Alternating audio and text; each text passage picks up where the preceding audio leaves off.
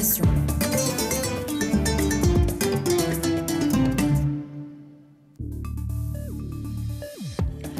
Avec plus de 2000 participants, Alger se prépare à accueillir la grande foire intra-africaine. Le ministre de la Communication insiste sur le rôle stratégique de l'Algérie.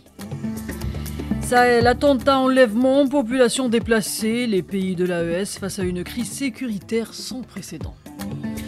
Soudan, 5 civils d'une même famille tués dans le Kordofan Nord. L'armée dénonce un crime de guerre. Les détails tout de suite. Africains, bonjour et bienvenue dans l'édition principale d'Ifriqiya FM.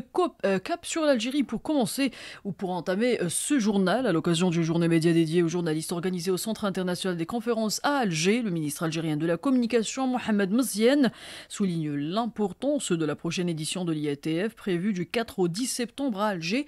Le ministre algérien a présenté cet événement majeur comme une opportunité stratégique pour affirmer le rôle de l'Algérie en tant que pont d'échange et d'intégration sur le continent. On l'écoute. C'est un immense honneur pour l'Algérie d'accueillir du 4 au 10 septembre prochain les activités de la 4e édition de ce salon, considéré comme le plus grand événement économique et commercial à l'échelle de notre continent. Elle réaffirme ainsi une fois de plus son engagement constant à soutenir l'action africaine commune et à renforcer le processus d'intégration économique, qui constitue un pilier fondamental pour réaliser le développement durable et ouvrir de larges perspectives d'échange et de partenariat, contribuant ainsi à servir les causes de sécurité et de la stabilité de notre continent. Et dans la continuité de cette vision, l'expert en stratégie en développement durable Mouloud Khalif a insisté sur la portée de ce rendez-vous pour l'avenir de la coopération africaine et le renforcement du développement durable au service de la stabilité du continent. On écoute. Il n'y a aucun événement comme ça dans le monde. C'est un événement hybride. Donc l'IATF est né dans un contexte particulier qui est celui de la zone de libre-échange continental africaine. Notre pays a été impliqué dès le début, a été l'un des premiers. On a des défis, des challenges très importants en Afrique en ce qui concerne le commerce.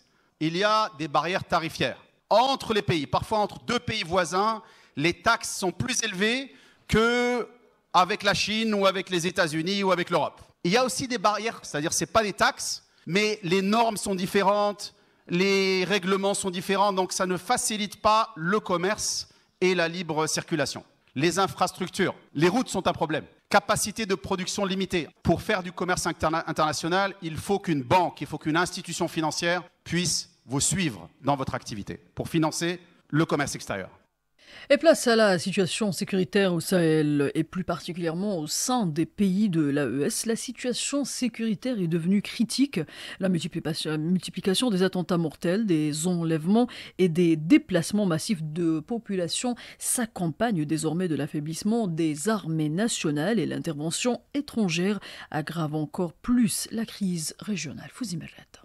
La spirale de violence au Sahel ne faiblit pas. Entre mai et juin 2025, plus de 400 soldats ont été tués dans des attaques coordonnées perpétrées par des groupes terroristes, principalement par le JNIM. En parallèle, les assauts ont fait plus de 400 victimes civiles et la violence a provoqué près de 3000 décès dans la région entre avril et juillet dernier. Sur le plan humanitaire, le Sahel et le centre de l'Afrique de l'Ouest comptent désormais près de 13 millions de personnes déplacées ou apatrides, dont plus de 8 millions de déplacés internes et 3 millions de réfugiés ou demandeurs d'asile, selon les données du Haut Commissariat pour les réfugiés des Nations Unies. Affaiblis par les retraits des forces occidentales, par le manque de matériel et de cohésion, les armées nationales peinent à résister aux offensives des groupes terroristes de plus en plus enracinés. L'arrivée de milices étrangères fragilise davantage l'autorité des États, accentuant le chaos sécuritaire. Entre violence persistante et fragilisation des États, le Sahel s'enlise dans une insécurité chronique aux lourdes conséquences humaines et politiques et met à jour la faillite des juntes locales au pouvoir. L'intervention de groupes de sécurité privés étrangers a aggravé l'insécurité au Sahel. Au Mali, la présence de la milice Wagner, baptisée Africa Corps, symbolise, selon Ismaïl Sako, président du Parti social-démocrate africain, l'échec du colonel Assimi Goïta et de son armée à vaincre le terrorisme. Il rappelle que cette milice, recrutée pour pallier les faiblesses des forces maliennes, a échoué malgré les financements importants alloués par la junte. Je vous propose de l'écouter. Il est joint par Lania Etrassi. Or, malheureusement, la présence de Wagner au Mali n'a pas non plus été une solution viable. Wagner est incapable de mener la mission pour laquelle elle a été payée, pour laquelle elle a souscrit au Mali. Et la présence de Wagner a aussi donné le ton de l'humiliation de l'armée malienne, parce que c'est elle qui est aux commandes, c'est elle qui est plus, on va dire, devenue fantassin de la lutte contre le terrorisme et que les forces de défense du Mali sont devenues des supplétifs. Ce différentiel a créé des fortes tensions et finalement, ce sont les militaires maliens qui n'ont plus confiance à la hiérarchie militaire. Donc les militaires maliens des forces de défense et de sécurité ne se battent plus parce que dessus du fait que Wagner donne des ordres et Wagner s'impose sans résultat malgré 7 milliards de francs CFA empochés pour ne rien faire. Assimi Goïta est donc l'incarnation de l'échec. En tant qu'officier supérieur, sa stratégie n'a pas payé et le peuple malien est de plus en plus déçu. Et au Soudan, le conflit armé continue de faire des victimes civiles. 5 membres d'une même famille, dont 2 jeunes filles, sont mortes dans une frappe de drone attribuée aux rebelles des forces de soutien rapide dans l'état du Kordofan Nord. Je l'ai dit en titre, les violences s'intensifient dans cette région stratégique déjà meurtrie par plus de 2 ans de combats. Et l'armée soudanaise dénonce un crime de guerre. Rani Trassi et les détails. C'est une nouvelle nuit de terreur pour les habitants du Kordofan Nord. Un drone des rebelles des forces de soutien rapide a frappé le village de Ouled Sharif. Le bilan est lourd, 5 civils tués dont 2 jeunes filles et 6 autres blessés. L'armée accuse les FSR de multiplier les attaques contre les populations et parle d'une nouvelle atrocité qui viendrait s'ajouter à une longue liste de crimes de guerre. Mohamed Hassab Rassoul, politologue soudanais. Cette tragédie confirme la politique de la milice des forces de soutien rapide, qui, à travers cette guerre, cible directement le citoyen soudanais, les familles ainsi que la société soudanaise et les infrastructures totalement détruites. Par cette guerre, la milice des forces de soutien rapide cherche à anéantir les citoyens et à les remplacer par des colons venus d'Afrique de l'Ouest et d'Afrique centrale. Cette guerre est une guerre d'ampleur.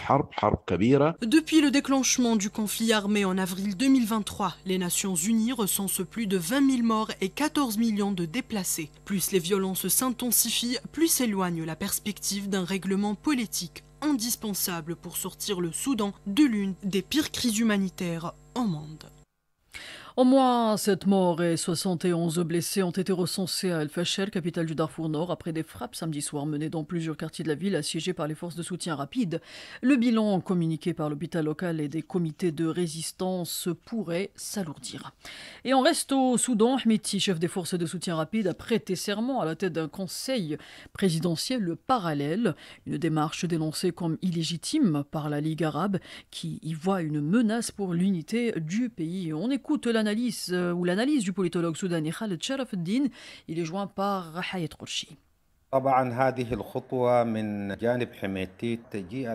Évidemment, cette démarche de la part de Hemeti intervient aujourd'hui dans un contexte d'effondrement très important des forces de la milice, des forces de soutien, des forces des FSR, menées par de profondes divisions internes. Elle survient également dans un climat de rejet massif international, régional et interne quant à la formation de ce gouvernement. En parallèle, elle se déroule alors que se poursuivent les victoires de l'armée soudanaise, de ses forces alliés, ainsi que la résistance héroïque des citoyens assiégés à Al-Fasher, à Baba Noussa et à Adlan et à Kado. Tous ces indicateurs montrent que Hemeti n'avait d'autre choix que de poser cet acte, simplement pour affirmer son existence, rien de plus. Car tout porte désormais à croire que la désintégration et l'effondrement de cette milice incapable de réaliser les promesses faites à ceux des pays bien connus qui avaient soutenu l'allumage de cette guerre.